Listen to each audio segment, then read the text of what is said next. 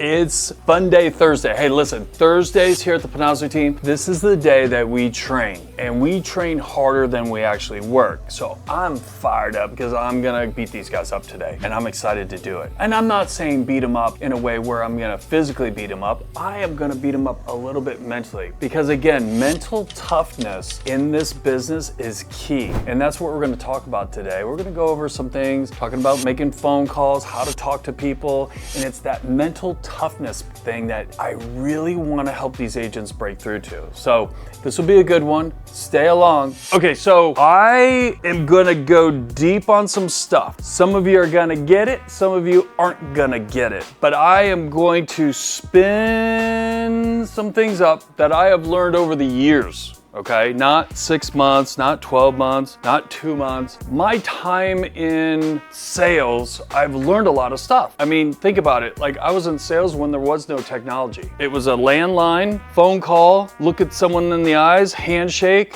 That's how I learned sales. And so now here we are in this technology world with all this cool stuff and AI and blah, blah, blah, blah, blah. There's still that human interaction that we have to engage with people, right? And so a lot of the stuff I'm gonna talk about, we're gonna curtail this more towards on the phone. However, I'm also going to bring in some of the past 3 weeks of training that we've been doing with talking about the buckets and tonality and how you say things and what you say, okay? So for some of you, it's gonna be a little reminder. I want you to just walk away with one thing. For some of the newer people, you're gonna be like, I just don't get it. Guess what? That's okay. You're gonna get it. I'm gonna make sure you get it, because you're gonna get it. That's how I look at it. And again, you don't have to be perfect. You don't have to be perfect. There was this story I just heard the other day. I was like, oh, I can't wait to share this. So I think it was a high school teacher. He took half his class, he was a pottery teacher, okay? Took half the class and said, listen,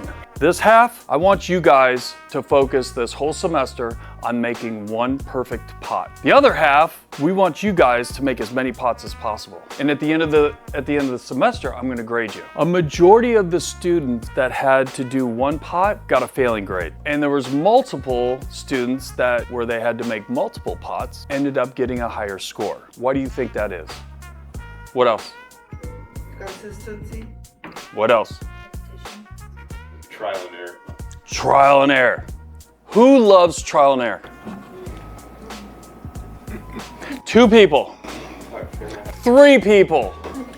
Come on, you see where I'm going with this. Trial and error. It's the error part that people don't like. People don't like to fail. You know my inside joke. What is it? The people that know me. No one's gonna die from what we're trying or what we're experimenting with, okay? No one's gonna die. Your ego gets bruised, you get a little roughed up, like, that hurt my feelings. That's it, okay? Mike, is it bad? Yes.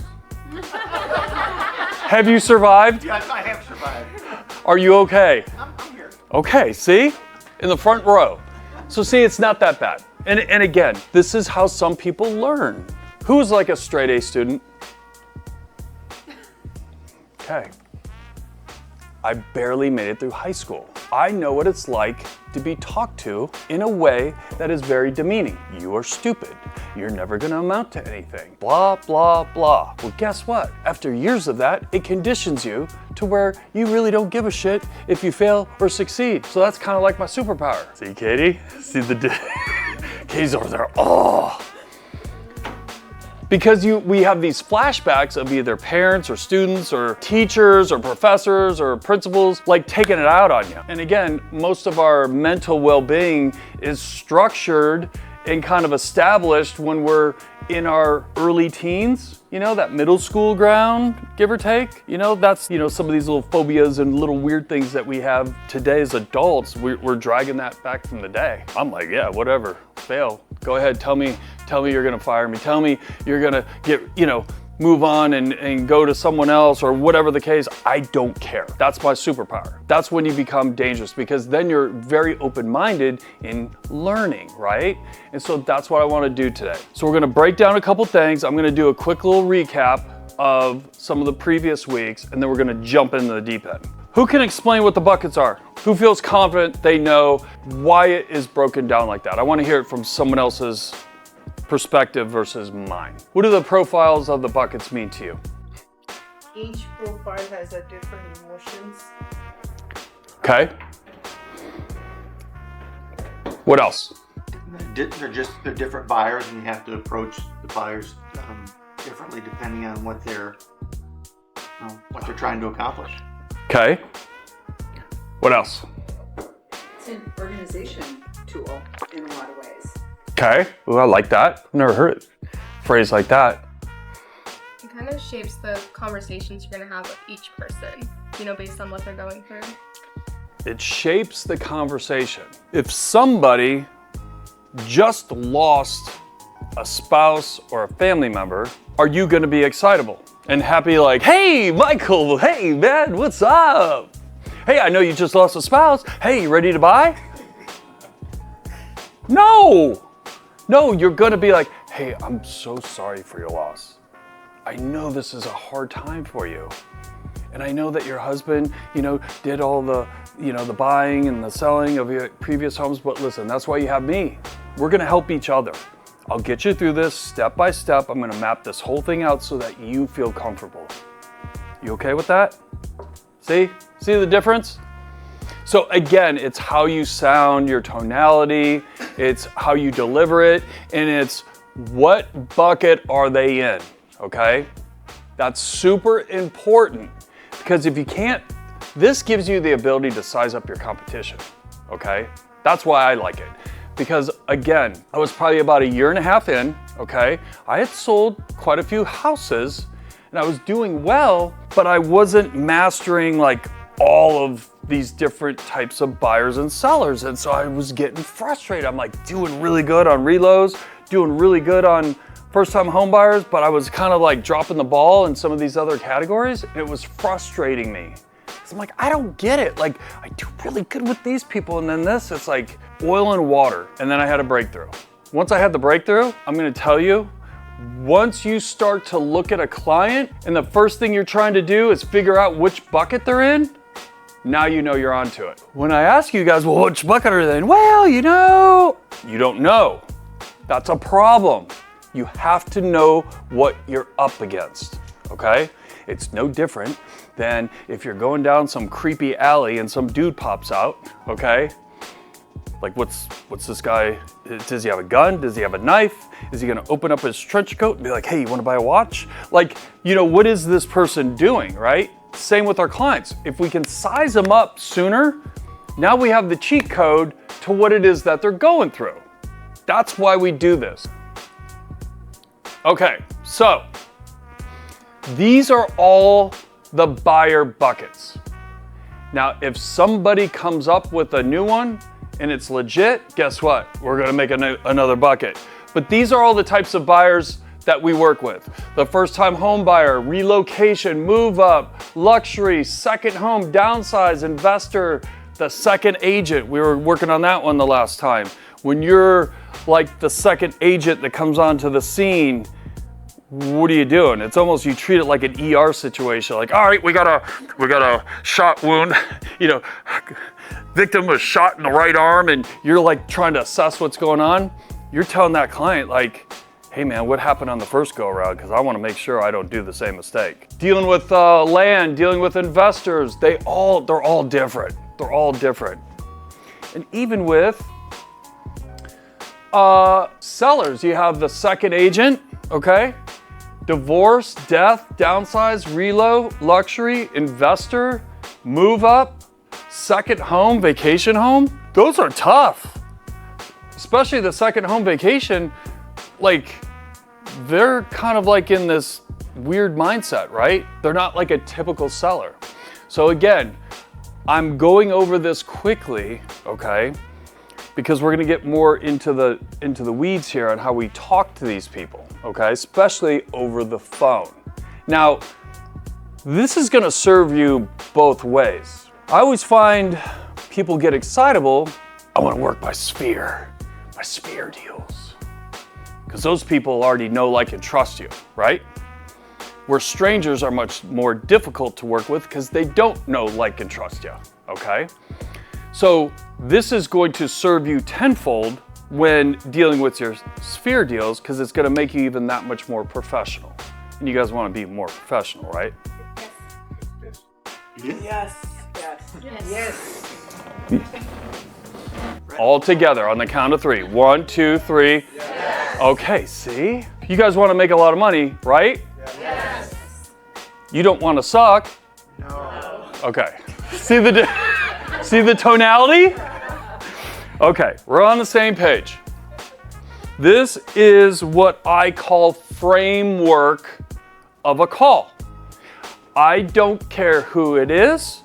I'm going to do it the same way across the board, whether it's a friend of a friend, whether it's a hot lead, whether it's someone at the open house, in person, over the phone, it doesn't matter. I use this framework, okay? Now, I don't believe in scripts. They're bullshit. You know why?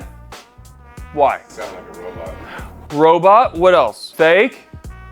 Is it truly you? No. So here's my thing. Stay inside the lines as far as the framework. If you want to throw in some other little isms here and there, you're more than welcome to. Okay, so here's the deal. It's the framework. So don't get freaked out on these calls, because later on, who's staying for the 3 o'clock?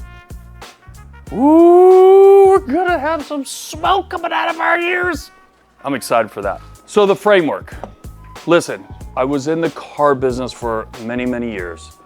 They would shove a list of names and numbers and a script, and that's how we had to do it. No ifs, ands, or buts. And I sucked at it. I'd follow the script, and then they'd say no, and then I'd go over here, and it just, I didn't feel comfortable. Okay, it wasn't me. And then I had a telemarketing job. That was great. I was selling courses and classes on how to use Windows 95. That was a great time in my life, and it was pretty horrible. And so I learned a lot from that as well. And then got into some other things. And so I figured out by mistake, the way that this worked is pretty fascinating, okay? So I wanna break down each section. Up top part, regardless, I don't care if it's your next door neighbor that calls you, if it's a family member, or if it's a lead that you've never spoken to and don't know.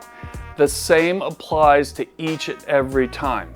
If you start getting really good at being consistent, what happens is this will serve you very well. This first part, you're always going to start off with a name and where you're from, okay? Sometimes what happens is people will give a first and last name, Panozzo Team, Home Smart, North America, Arizona, Scottsdale, all this stuff. It's too confusing to the consumer. You can do one of two things. You can just say, hey, this is Dave with Home Smart, or this is Dave with the Panozzo Team, and keep it simple.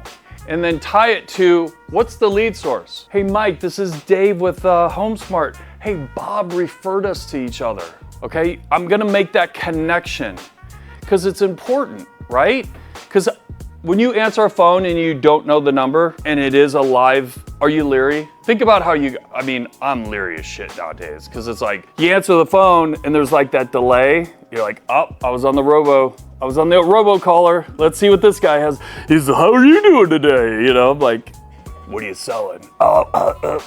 You want to be chill about it, okay?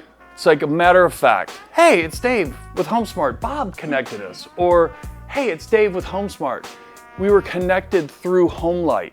Whatever it may be, it's kind of like name, connection, why the call, okay? It puts everyone in the perspective together so that they're kind of like, okay, oh yeah. Then they remember, right? Or have you ever had someone where you're talking to them on the phone for about 5 minutes and they go, now, I'm sorry, what's your name? Have you ever had that? That's always kind of like my scorecard that I know that I went too fast at the beginning. Or I caught them in the middle of doing dishes, or they're driving down the road, or whatever it may be, okay? That tells me I need to slow down a little bit. Now, this next piece, this one question I always like to throw out, especially with buyers, is this something you're thinking of doing in the next 6 to 12 months? Even though maybe the lead form came over and it said hot right now, they want to buy today, or whatever the case may be. I like to throw out, is this something you're thinking of doing in the next 6 to 12 months? Why do I do that? you're not making like a sense of urgency, so it feel more comfortable talking to someone. Because if you're, hey, you're ready to buy now, it's kind of more invasive. Okay. What was that? Find out the timeline. I'm setting them up. I'm asking them a bogus question to get a real answer. Because how many times have you asked someone, so, when are you thinking about buying? And they'll come up with, when I find a good deal. Well, you just shot yourself in the foot. Or they'll say something like what? Oh, when the time is right. When I find the right house. Or when I find the right house. Okay, well, or the rates go down. Great. Now, how are you gonna work that deal? So you trick them. You trick them right off the bat. It's just a little play on words. Thinking about buying in the next 6 to 12 months. No. Our lease is up on the 1st and we're trying to get into something in the next 30 days. Ba-bam. Now I know what I'm dealing with, okay? This is where I like to start. If I pick something up, like for example, I kind of baited this a little bit. No, we definitely need to be in something in the next 3 months. I need to fix that. My wolf. Works at USAA, just got transferred from Chicago, renting. Oh, we need to get something before school starts. You see, so now I know this guy's married and he has kids. He just told me everything. So what am I gonna do next? Those who have kids, are your kids really important? Schools, all that stuff? So guess that's gonna be a hot button right here. And you're gonna dig into that. You're gonna find out, oh, are your kids in school? Are you being homeschooled? Like, what's going on? If they say no, they don't have any kids or anything, great. You just keep moving. Follow me on this? Is this easy? Am I doing good? Did I lose anybody? Here comes the qualifying part. He's letting me know that he's gonna be starting a job at Coulter Cadillac, okay? So this is where I like to start playing around a little bit and getting in their head.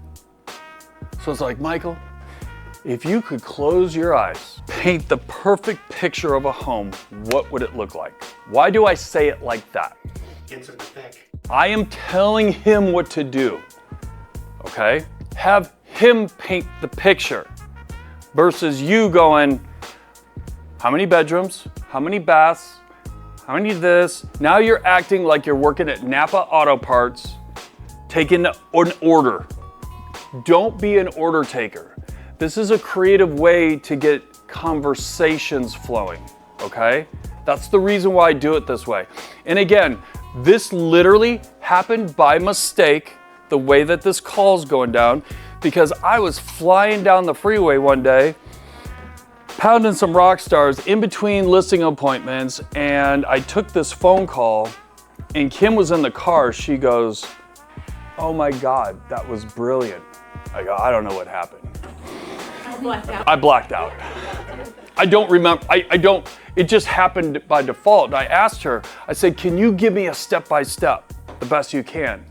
And this is how the framework was designed.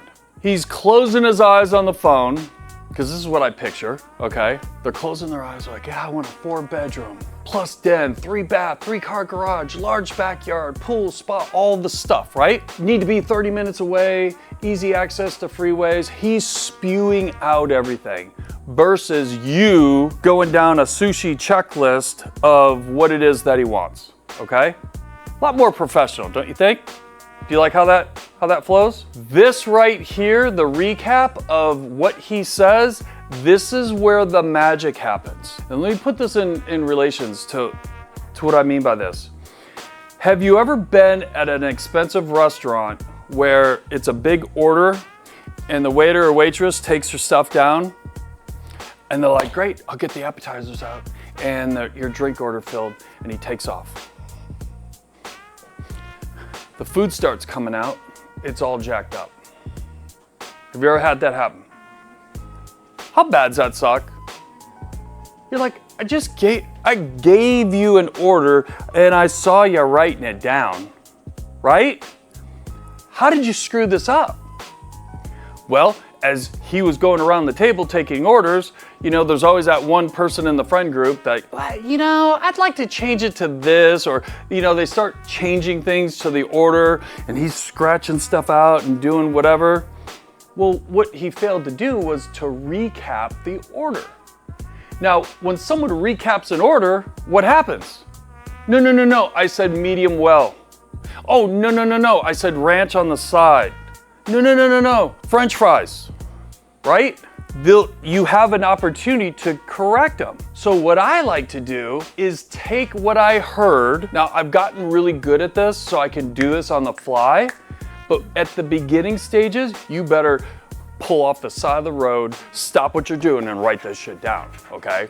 Because you're writing down 4-bedroom, 3-bath plus den, pool, spa, community center, all this stuff. Kids going to a private school, whatever, 30 minutes away from work, all this stuff. You're writing it all down. Then you say something like this. I want to make sure I didn't miss anything. Let me recap real quick with you. 4-bedroom, den, 3 baths. You're going down the whole thing. Did I miss anything? No. Oh. One other thing. They always add one other thing, or they'll say, hey, that's great. Okay, perfect. Now, at this point, how is that making the client feel? I got the right person. I don't have some jamoke, right? They're like, okay, this person's listening to me. Because how many times when you are the consumer and someone doesn't listen to you, how does that make you feel? Ignored. Frustrated. Now, this is like a very expensive asset that someone is about to purchase. Do you think they want someone that makes them feel like they're on their A game? Absolutely, okay? So you go through the recap and he says, yes, exactly. That's exactly, yep, that would be the perfect house. Okay, perfect. Well, and then what I'll do is I'll kind of be like, okay, perfect. What I'll do is let me put together a search for you. Oh my God. I almost forgot. What's your budget? He'll give me the budget at that time. Now, this happened by default. Maybe there's some other sales guru out there that does it like this, but I did this by default and it started to serve me really, really well because I was like, okay, wait a second. This worked too well. Let me try it again. Let me try it again. Let me tweak it again. Let me try it again.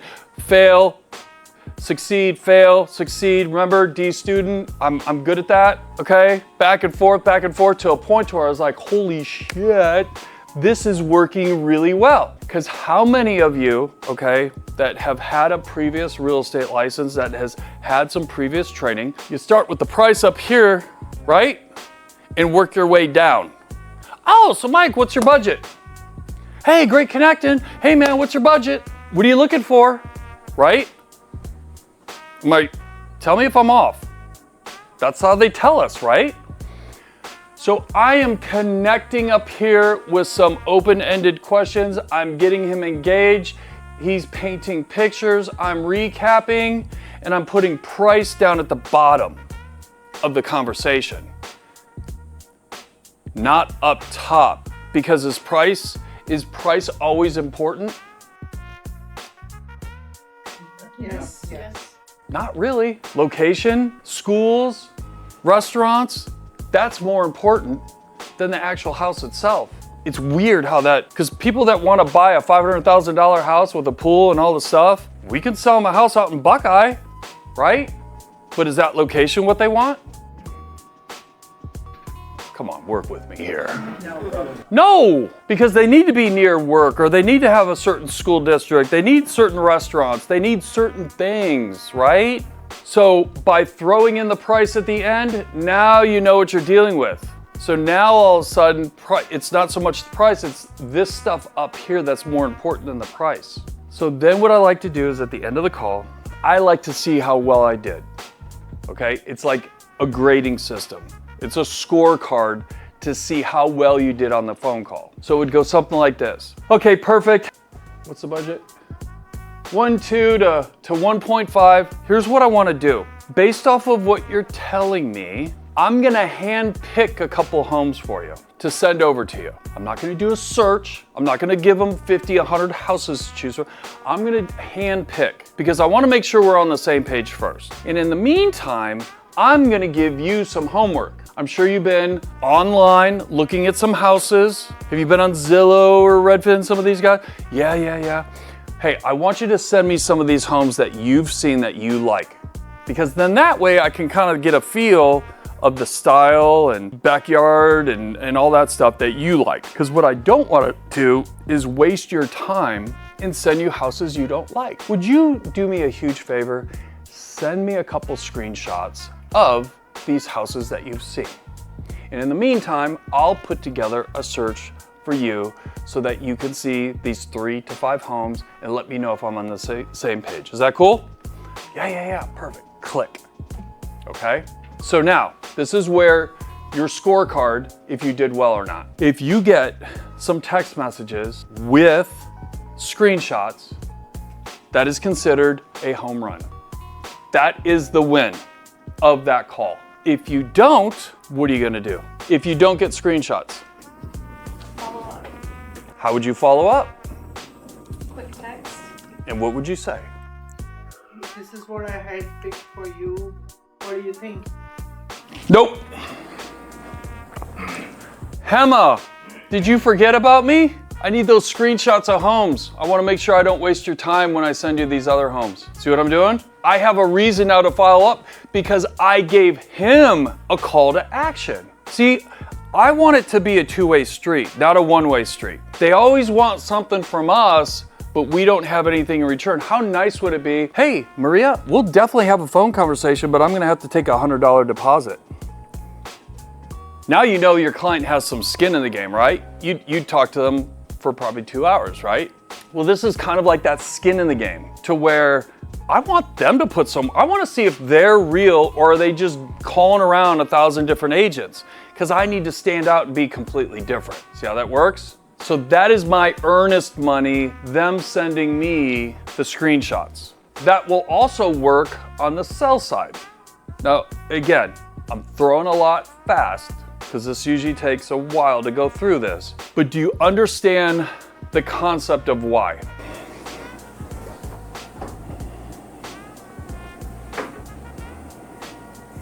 So nobody understands it. Say it again. Do you understand the concept of why? We do it this way. Yes. Ryan, and again, I'm not picking on you, but since you're newer and you've been in the industry, this goes completely against possibly what you've been told at the beginning, right? Absolutely. Yeah, say.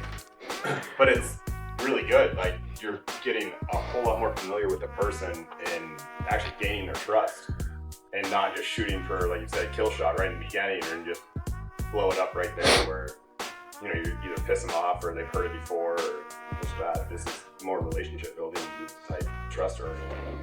Okay. Yeah, you're over the phone, so you're not, you know, you don't have any physical interaction with them, so you're trying to connect on an emotional level with them Right. through questions and answers and so forth. So they're trying to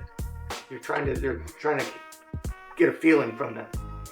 Well, and again, do you understand the screenshots and having them send? Do you understand what that does? It's participating, both sides. Here's what it is. It's control. Who's controlling the conversation? You are. Whereas, oh, what's your budget? What are you looking for? Great, I'll send you a list of homes. Let me know what you want to see. Dave, I had a great conversation. Oh my God, I was on the phone with these people for like 30 minutes. It was awesome. They're looking like for 1.5 million. I sent them some listings. 2 days later, man, these people are ghosting me. Here's the thing, when someone ghosts you, I hate to say this, it's because you sucked on the call. That's a hard truth. Like, I used to take it so hard, and I never wanted that feeling to happen again. And I think one problem maybe of these scripts when you go word to word, like how many times we read a book and it's the same pace when you read the book. And now if I very follow that every word what you written there and you kind of read from there, you read the same pace, and that's why it becomes look like a robot call. So you want to be personable, like your own natural pace of talking and asking these questions. And I think that's one, it's not written there, but I feel like it's good to remember. You want to stay on your natural pace of talking, you know. Absolutely. And with your accent, I would scare people. If you do not do this, I'll crush you. Do you understand what I'm saying? I'm just messing with you. But see, this is the difference, okay? This is what will make you different. Because let's be honest, You're not the first person they're calling. You could be the first person.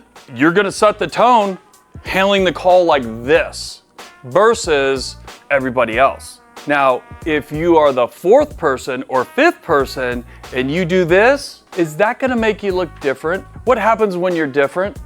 They remember you. They remember you. And when you're different, what happens? People like different, okay? This is the game, okay? And unfortunately, you're gonna have some losses on this one. You're gonna screw up a little bit. You're gonna be off kilter. It's not gonna go as planned.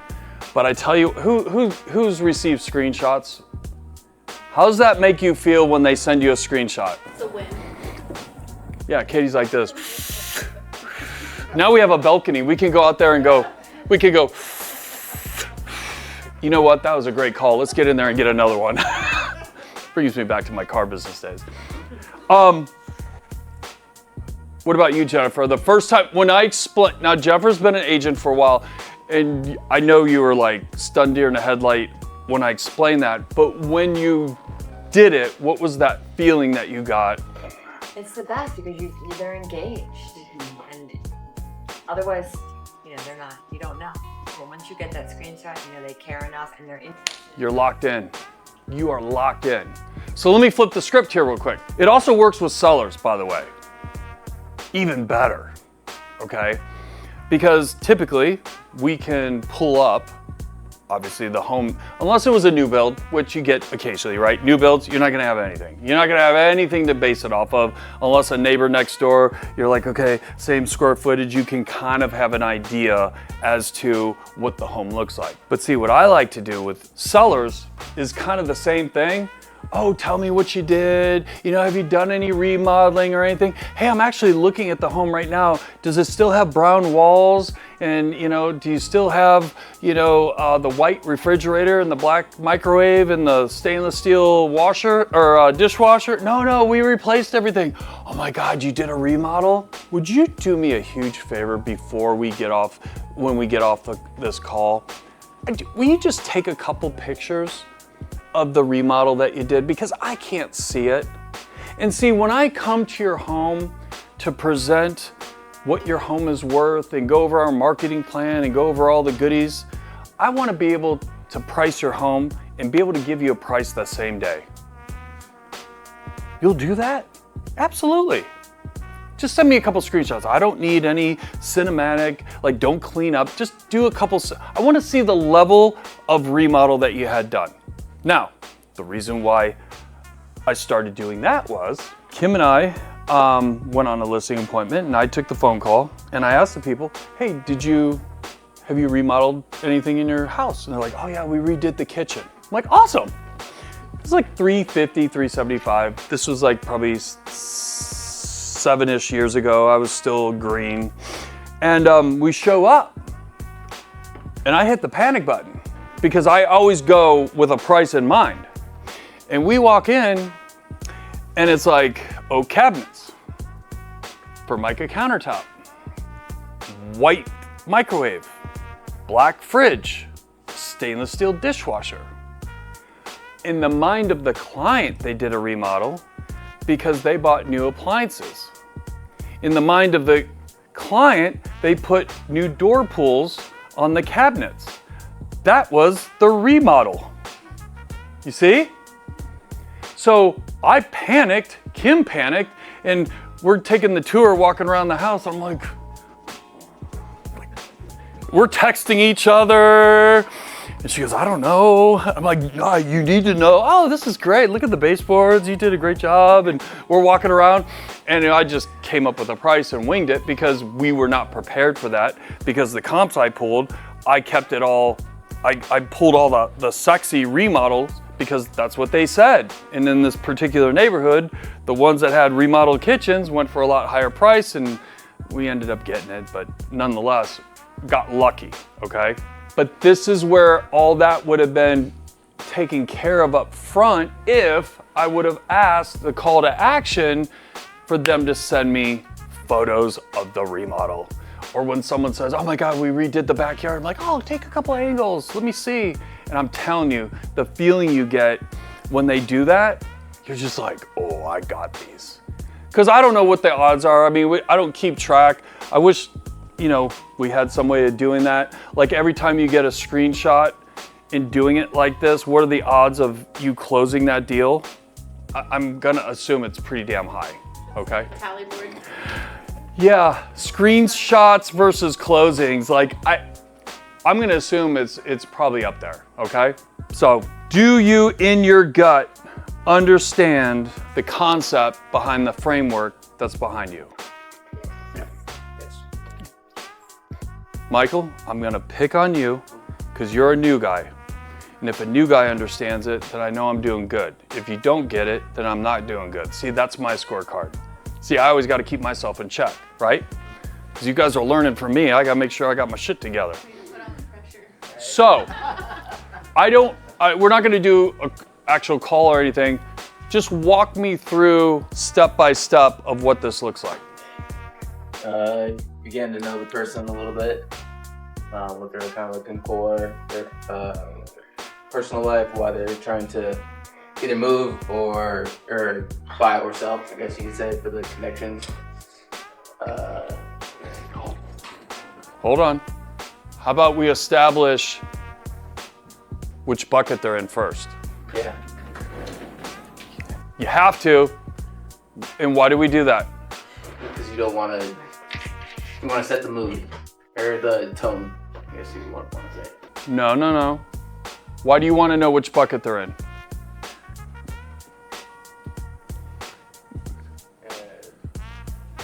Because you'll be, once you find out which bucket they're in, now you can talk their language. Okay. Because again, a first-time home buyer and a luxury buyer, those are two different types of people. You talk to a luxury buyer like you would a first-time home buyer, And they're going to look at you. they're gonna blow you out of the water. They're gonna be like, you're a punk. Dude, don't you know who I am? I run 10 companies. I have a private jet. And you're asking me if I'm qualified? If I've talked to a lender? Dude, I'm writing a hot one for this.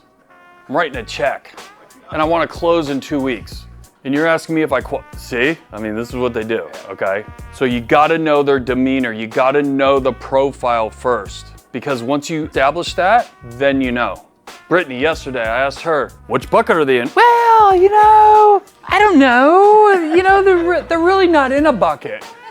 Well, here to find out, they're getting a divorce. Yeah. Through further investigation. Now we know they're getting a divorce. Divorce, totally different than just going in and winging it and just spraying the room down with bullets, right? Make sense? You guys getting this? I'm telling you, this shit works. It works. And if it's completely ass backwards than what you learned, it's okay. I'm showing you a different way. Okay, I got some pass outs here. Mad Max, man. Ooh, gets you fired up. Okay, let's start off with this one. How many people we have in here? 1, 2. We may need to share. I did 15. We doing good? Before we get into this, stop reading it. Look at me. When you guys are making calls, it's one thing when you get a call, okay? But when you're like, I'm gonna make some calls, tell me what it is that you do. How do you prepare for it? Like a client call or a lead? All the above. Just when it's your time to make calls, what do you typically like to do? Go over everything before you make a call. Okay. As far as like a client, you're going over where we stand. Did the pre-qual come in? Did this, that? Okay. Someone that you haven't really touched base with, you're playing cat and mouse and you haven't really had that girthy call yet. You're smiling and dialing, in other words. Like, what do you do to get in that mindset? A couple jumping jacks. Fire yourself up. Okay. It's nerve-wracking. Obviously, I know I'm not part of the team yet, but I actually have my goal board, and I look at that goal board, and I think about the pain of not accomplishing my goals versus the pain of calling someone I don't know. And that is my trigger to pick up the phone. Like that. That is fantastic. Guys, it's been a great training. I'm serious. I have it on my whiteboard at home. That's what I do. Love it. Here's the thing. This is a game that you play with yourself. It is a mental mind game. There is actually no physical harm that will come to you from making phone calls. okay? None. You can't sprain your thumb. Like, there's just not, you're not gonna get shocked. You can actually be in a bathtub and make a call, okay? And nothing's going to happen to you. I mean, some of these phones now are waterproof. You could actually, it could slip out. You could pull it back out and still make a call, right? It's a game. It's a game. You're not gonna be all putting your robe on and your slippers and drinking your chamomile tea and, you know, you got mellow music in the background. Like, you have to go to this place because each one of us have a little psycho crazy shit in our minds, okay? You kind of have to like crack the door open just so you can see it down the hallway. Oh yeah, that, oh. And then you get that, I'm gonna make some calls. I'm gonna make some calls today. I'm gonna get 3 or 4 people to send me a screenshot of their house that they want. Like, you have to get in a mindset where this is game time. Like Jerry, he's looking at his goals. Like, I love that, okay? So something that gets you excitable, gets you motivated, like you're a professional athlete. How about you're in the Olympics? You see those track stars and stuff, what are they doing before the race? They're moving around, doing all sorts of weird stretches and stuff, and, you know, doing all their thing. They got their sunglasses on. They're like, you know, listening to some Beyonce or something. I don't know, you know, getting all fired up. Well, if that takes you 5-10 minutes to get into that mindset, is it worth it before you make your calls? Like, guys, this is the stuff like, oh, I don't want to make my calls. It's like when you're a little kid where your parents are like, hey, you need to go clean your room or we're not going to go play putt-putt tonight. You're like, oh. It's like, make your calls, right? We do it as adults. I love all these impersonations. But you see what I'm saying? We do that shit. We might not physically do it, but in our head, we're doing it. And that's even worse, because now we're adults. We're like, oh, I don't have to do that. You know, that's stupid. You know, no, it's not stupid, okay? Because regardless of whether you're calling team leads or you have some sphere deals or you have some people that maybe you met at a networking event and you just want to connect with them, like, these are all the things you have to do to get fired up. I have to do the same thing, okay? I know for me, like, from noon to like 4 o'clock, I'm not in it. I'm tired from the day because I get up early. I've done a lot of stuff, so I know my energy isn't like, oh, let's get fired up, Dave, and make some calls. No, I'm more a little early or after 4 o'clock. I get a little second wind, okay? And I know that that's where I'm like heightened, right? So you have to find out what your sweet spot is.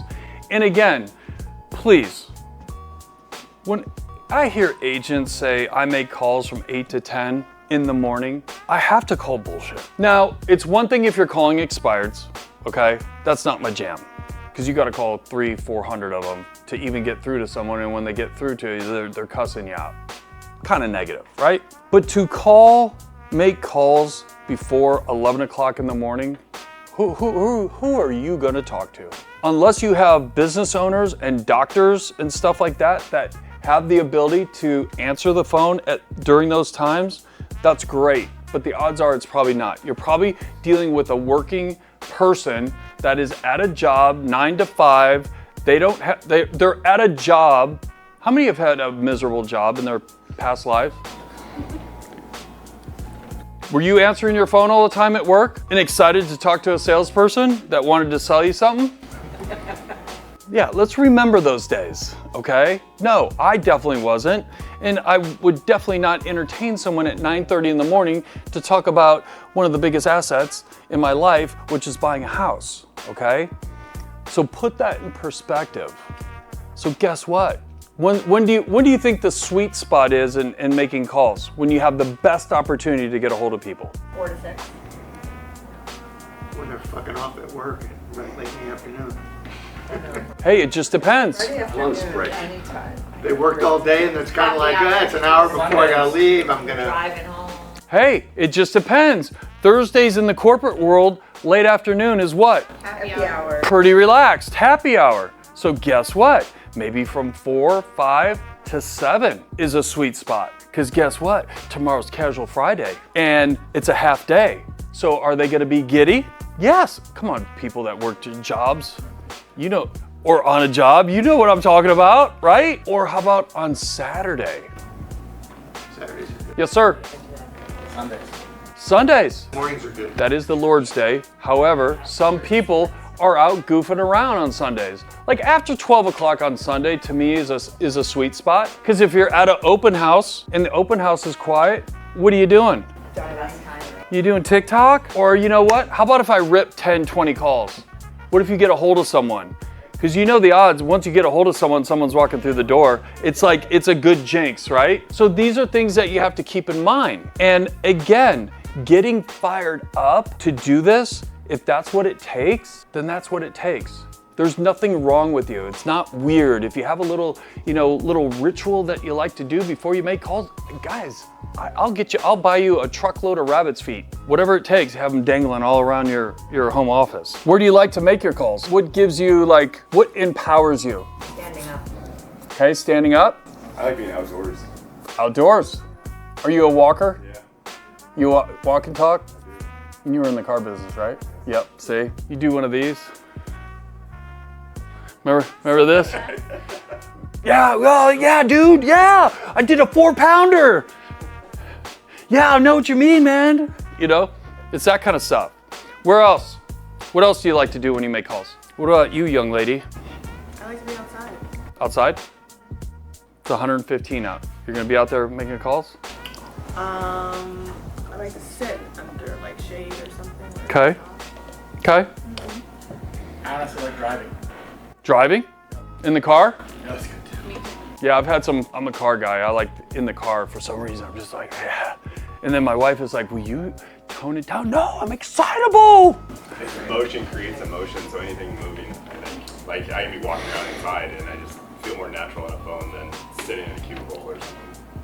Does anyone like a quiet room, like locked in, like you're just in your, you go into your like cell. You're like, I'm going into the, okay, see? Everybody has a different style. Guess what? That works for you. Now, if you're doing that and it's not working, then you do the opposite, okay? See how that works? Again, everyone has a different style. It's just something that you have to figure out and figure it out quickly. Because again, regardless if you are selling, your inner circle of family and friends and whatnot, there's gonna come a time where that little vein of gold will disappear. And then all of a sudden now you're working with strangers. And I see it happen all the time to people. They hit a pocket of their sphere deals and it dries up and they start freaking out because they're layups, okay? That's why you have to be a well-rounded real estate agent by being able to deal with strangers and also sphere deals to where they go together so that you have consistent income, not rockstar, I'm poor, rockstar, I'm poor, that feeling. Anyone ever have that? Sucks. I watched Kim go through it. I had to talk her off the ledge like a few times over the years before I had my license. And again, remember, I had a 14-year run of watching Kim go through this as a solo agent. I know all the shit, okay? She'd go off to like some little seminar, come back all fired up. Oh, there's all this cool shit I'm gonna do. And then she'd get busy and then it would go to the wayside. Or she'd lose her mind. Now that she's not here, I can talk about her.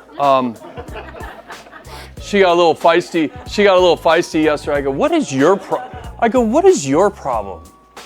I said, this reminds me of the old Kim that when you were a solo agent, you would go 3 or 4 days without your phone ringing and you would be all like freaking out. Like, oh, my email's not working. Let me send a test one. Okay, email works. Has anyone ever done that? You send a test email to yourself just to make sure your email's working? That's when you know you're psycho. Okay. Hard times, man. I know.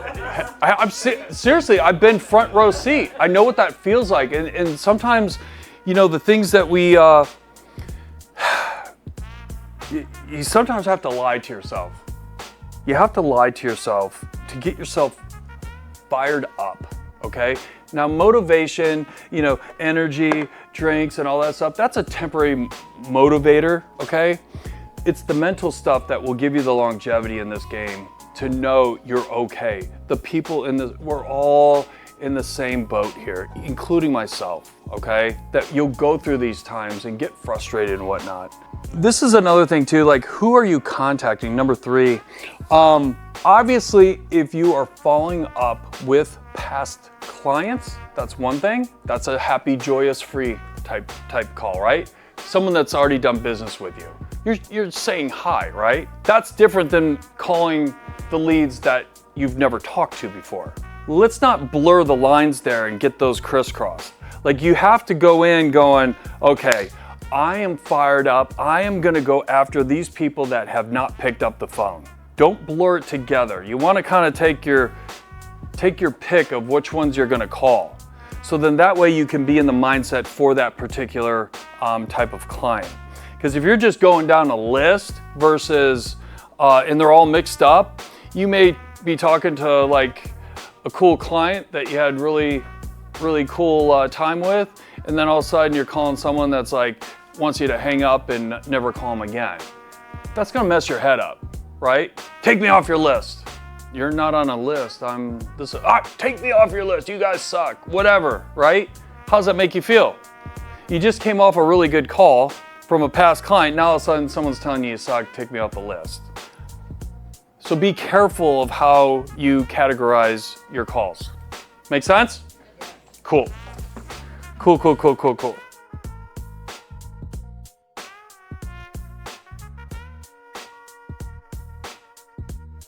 Stop the video. Hey, listen, I appreciate you guys watching this video. I hope there's some value here that you're learning something. Now listen, for you watching the video this long, I'm gonna throw out a special offer, okay? There's gonna be a number below, 480-757-1848. I want you to text that number, free call, okay? What that's gonna do, it's gonna notify me, we'll schedule a call, we'll jump on, and guess what? We're gonna find out what it is I can help you with. Zero expectations. This isn't something where you're gonna try to get upsold or any of that stuff. Just a good old-fashioned phone call. And again, hit that number below, 480-757-1848. Keep watching this video for more value. Hey, sometimes we will get caught up. This is always a good reminder. What is a smoke screen? Excuses, what else? Fake objection. A fake objection, what else? They just want to get off the phone. Just want to get off the phone. Has anyone ever had an objection like that? Show of hands? Yep. Okay. Okay, what did they say? I have a long distance call on the other line. Oh my God. 1994 call.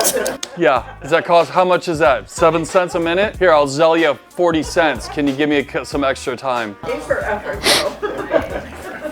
Well, and again, listen, I'm too busy right now. I just want to think about it. I'm just looking. I'm working with an agent. How many times has someone said, are they working with an agent? What do you say back? What are some of the things you say? Who's your agent? Huh? Who's your agent? Okay. How's that going? Okay. How's he doing for you? Okay. What else?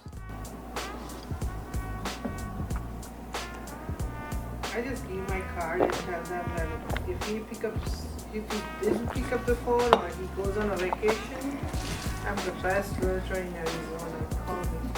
Okay. If I see him at an open house and they come in, they have an agent, I say, God, I would never let my clients go out and get a home by themselves. And he's not with you? Well, you know, he said we could go to open houses on our own. Okay. And I take care of my clients. I like that. Okay. I like that. Any others? Have you had that happen yet at an open house? No? Okay. Here's the thing. You don't want to get into a pissing match with objections, right? Because sometimes they'll throw you a zinger or two. Our first reaction is to recoil and snap back. It's like taking a rubber band and just going, psh, right? This is where you have to change your tonality. This is where you have to be confused. I love the statement when I say this to a client is I'll be like, I'm a little confused, Hema. You reached out to us a little while ago, and I'm just making sure you're taken care of, and I just feel, I don't know, there's something off. So what is it that you're trying to accomplish? See what I did? Do you hear it? Who wants to duplicate that? I want someone to try it. Come on now, don't be scared. No one's gonna die. Hey Emma, hey, help me help you. I'm a little confused. You reached out, you know, I want to do right by you, so maybe we can do a little deeper dive and help me understand why exactly you called me, or you called us. Okay, I want a little more tonality, a little more like, I'm confused. Hold on a second here. Maybe this was done by mistake. Were you interested in looking for a home in Phoenix or whatever it may be? Like, then how did we get this? See what I'm doing? I'm like, tonality with some being inquisitive. You're decompressing. See what I'm doing? I'll try to suck it in. I'm just like, because what happens when you, like little kids come up to you, I'm confused. Oh, it's okay, honey. Let me explain to you. See, that's what you're getting them to do to you. But as adults, it's a little bit of a play on words, okay, to get them to open up versus, okay, thanks, bye, click, right? Because a lot of us do that. Because it sucks. Because it's an objection. We don't like objections, right? But if you're armed and you know how to overcome, well, then it's completely different, okay? You have to ask questions to clarify the objection before answering. How would you do that? I just had this happen yesterday. I was on the phone with someone who I asked if they were, looking to do in the next 6 to 12 months. They said no, they weren't thinking about it at all. And I was like, well, did you think about maybe reconsidering at a better time? Like, things could change next year. And they're like, yeah, maybe let's look at what that would look like. See, and I would have added, so, God, I'm really confused. Like, what? Then how did your information come over to me? Were you at some point where you were thinking about buying? Were you thinking about buying when the interest rates were really low? Now, you see, that's 90% of the time. It's because of that, right? Maybe they were in the renting cycle and they were thinking about it, but they were too scared to pull the trigger, and then all of a sudden the rates went up and it crapped them out. It's kind of like people going, man, I could have bought Bitcoin for like 25 cents, You're all bitter and stuff. That's how people are with houses, okay? Just telling you right now. In this market, you hear it, right? You gotta empathize, and that's a human emotion, okay? It's really important to empathize with someone over the phone because that makes you completely different. We're just playing the different game here. That's really all we're doing. You're trying to do something different on a phone call with a stranger. I'm telling you right now, it's hard. It's hard. It's not fun. But once you start to get over this and you start to have success with some of these different methodologies and stuff, I'm telling you, you start to open up a whole other world. I know when Mike first started, it kicked your ass a little bit. What was that feeling though that you had when you finally were able to get over it? Yeah, I think everything was it was a matter of just calming down, understanding. It's not about 3 bedrooms, 2 baths. It's all about emotion. It's all about psychology with the client. It's understanding where they're coming from. But it takes a minute to understand that though. Yeah, of course it does. Yeah, it takes practice. Okay. And that's the other thing too. And errors. What's that? And errors. We make mistakes. Guys, I'm gonna tell you right now, be okay with making mistakes. Please, please give yourself some grace. Make mistakes, okay? It's okay. Everyone tries to be all perfect and stuff. It's sales, it's not perfect. There's so many different things going on, right, Katie? You can't be perfect. No, but you can try. You can try. You can try. You always want to try your best.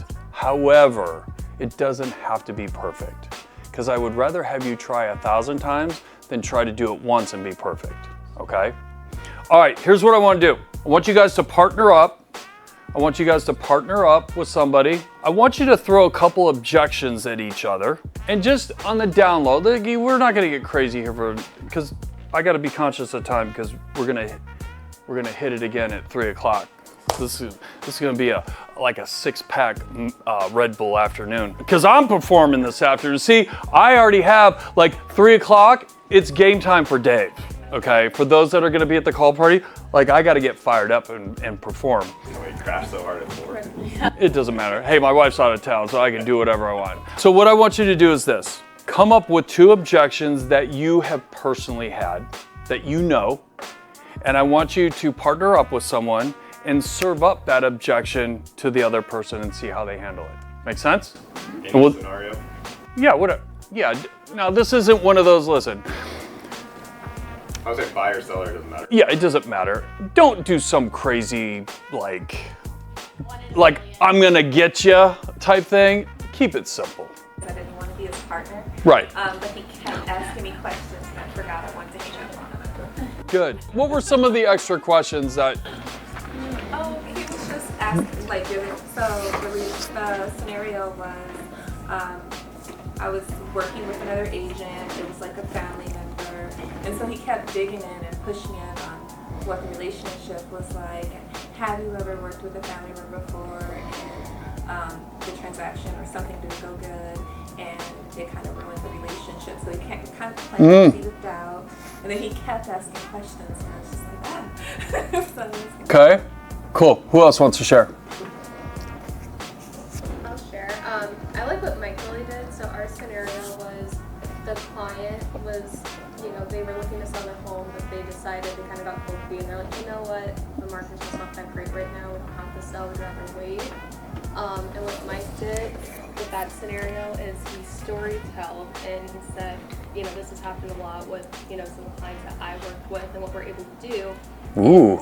Even though you're not able to maybe sell your home for as much as you'd like, you might be able to make that up on the buy side because there's a lot of, it's a really great buyer's market, so there's a lot of great deals happening, and maybe if you did get $20,000 less for your home, what if you got, I don't know, $20,000 in concessions or, whatever it was on the buy side. So it was really good that he was able to storytell, and then like your tonality with the whole thing kind of like calmed everybody down.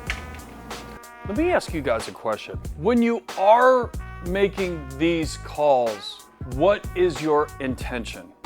Get to the next step. That's fine.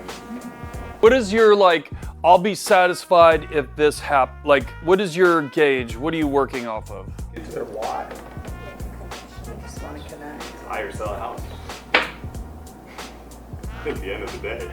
Yes, but it doesn't happen. It's not, we're not selling a 1995 widget where you can do a play on words and hit them with a credit card. You know what I mean? So it's like, if you guys are trying to close someone and package the whole thing up in that first call, how does the client feel with someone like that talking to them?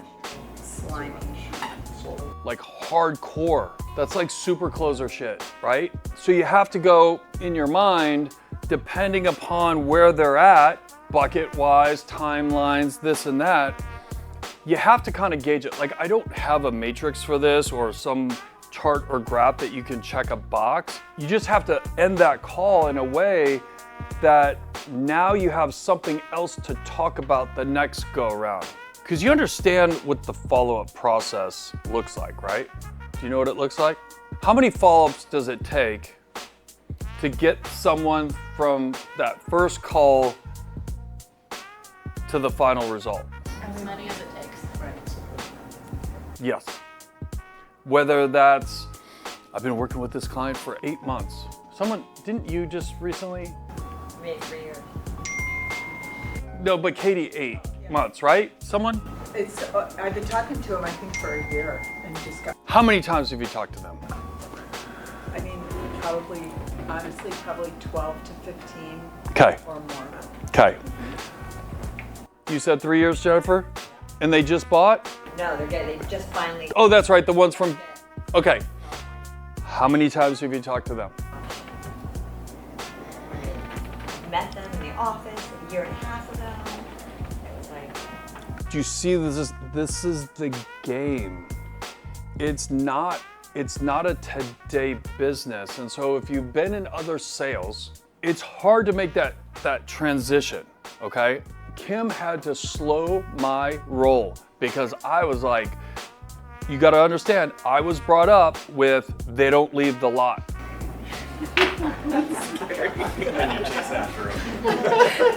What does that mean?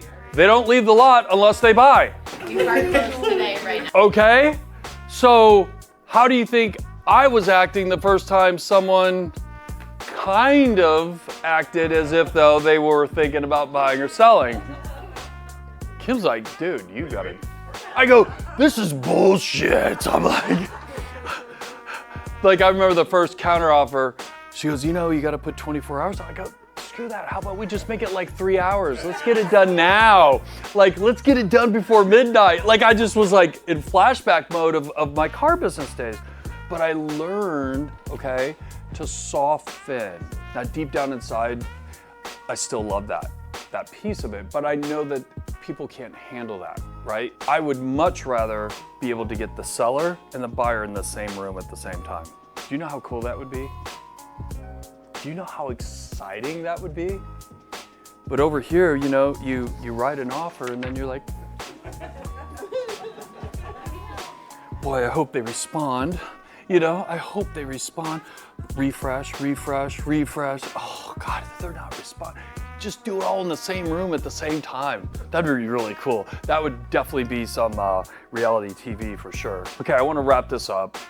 Now, I know for some of us, this has been a repeat.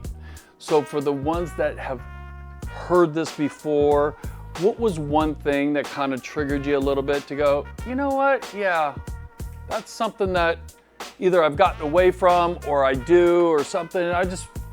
Because it's always good for a refresher on some things.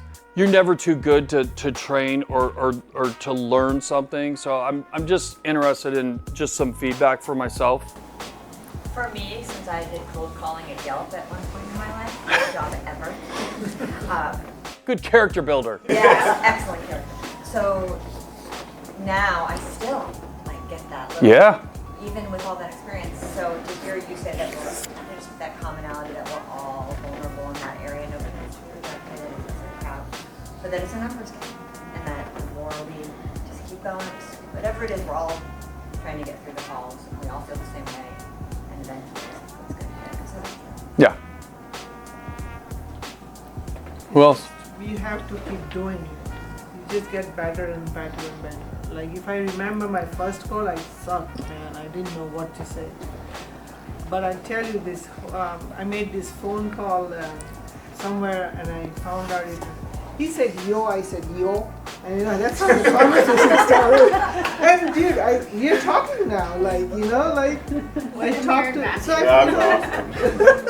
I would love, if I had an accent, I would have so much fun. Seriously, and again, listen, all walks of life and whatnot, and please, that makes you unique, okay? See, you two have some crazy ass superpowers you don't even know you have, okay? I gotta deal with just, the skill set that I have and use my tonality and use what I know, right? But having an accent, oh my, dude, especially your voice, I would wear some, you get really good, you can have so much fun with that. Be like, listen, I'm gonna make sure I speak a little slower because I'm from Arkansas. And they're gonna be like, what? See, you gotta throw them off because now all of a sudden you've made yourself different. They're like, Arkansas? People don't sound like that from Arkansas. But anyway, and you just keep going. Now you got them awake. See, because people are very robotic, right? Like sometimes, have you ever seen that old movie, and I always bring this up and everyone's like, I don't know what you're talking about. And they kind of use it as a meme. It's an old black and white film and the woman is like, you know, totally like screaming and freaking out and the man slaps her and she's like, that's what you're doing mentally to these people. I know that's not right to slap a woman, but I'm just, see, I got everyone's attention. Like, slapping a woman? What are you talking about, Dave? It's 2025. No. Where I'm going with that is sometimes we gotta slap them. We gotta slap them mentally to wake them up because they're so programmed and so focused on all this other rhetoric that now all of a sudden you're calling them and you're trying to get through to them. You gotta wake them up. So by doing something different that makes them kind of like do a little factory reset to get them down to your level. What else? Well, I want to say thanks, first of all, for inviting me, but when it brings me back, I've done sales my whole career, and there are a couple of things that you sparked for me. Is like, in sales, you know, I was in fitness for a long time. We were in sales with a fitness product. We're in sales with a real estate product, so that brought it back. But the other aspect, you said one word, and that was control. Everybody, if they drop something in and there's a trigger, a lead comes in, everybody wants to buy, nobody wants to be sold. So what I see you harnessing here is our control, but they have the perception that they're in the driver's seat. Yes. That's the twist on this that makes absolute sense to me. I'm letting them talk, okay? I'm not asking them, well, how many bedrooms do you want? How many baths do you want? Do you want a 2-story? You want a single story? Do you want a pool, no pool, HOA, no HOA? See, now all of a sudden, who's in control of that? Me. How does that make the client feel? It's kind of like when you go to a restaurant. Again, I always use the restaurant analogy because it works. You go in, you're looking at the menu, you're freaking locked in, and the waiter or the waitress goes, would you like to hear today's specials? And you're like, no, because I'm locked in. I don't care what you have to say. No, you know what? We're good. I want this. Well, we're doing the same thing to our clients to a certain degree because they know what they want. You know, I always write the deal up on the board, but realize this. The consumer in today's world is already 40% of the way down the road in their buying decision. 40%! Do you guys realize what that means? They're almost halfway there. They're almost halfway there through technology. They've already been pre-approved. They're on the third-party websites looking around at homes. Maybe they've gone to open houses. They even know the area. 40%. Why do they need us? To open up the door. And that's what they think. But what you have to do is spin that to show them how professional you are and what value you bring to the table, because if you don't, you're just like everyone else. Average. That's what's going on, okay? It didn't used to be like that. Guys, 10, 15, 20 years ago, you had to get an agent in order to look at houses. And then what, 30 years? I think 30 years ago, you had to go into a brokerage to go look at the listings that were in a catalog. So guess what? You definitely had to have a realtor back then. And the keys were at the brokerage. And there was paperwork. Oh my God, I can't imagine. So, do you see where this is going? So you have to be the professional and get these people thinking differently about you by asking different questions and formatting it in a different way, because then all of a sudden you stick out and you're different. Like, wow, out of those 5, you know, because most people, if they're gonna buy or sell, they want to talk to how many people? 3, maybe 5. So they start smiling and dialing, right? They start checking out, getting some feelers. Based off of what comes out of your mouth will determine that. How do you make yourself different? By asking different questions, okay? So again, hey, I appreciate each and every one of you taking the time on this cool August day to come to our office. Thank God. I'm nervous like every day, like since we've only been here now a couple of weeks, it's like, all right, how's the AC doing, you know? It's like, find out today. Yeah, no, we're doing good. Down the hall there, it gets a little chilly. Do you have a printout of that? Yeah. Yeah. So for those that are going to stay and do the 3 to 5, get some food in your stomach. All right, so now that my day is now over with the training, now I gotta get down into the weeds here with the work that I need to do to help elevate my team and get them to the next level. Hope you enjoyed today's training. Listen, hit the like button, subscribe. I'm always dropping heat every day of the week. And as always, make it a great day.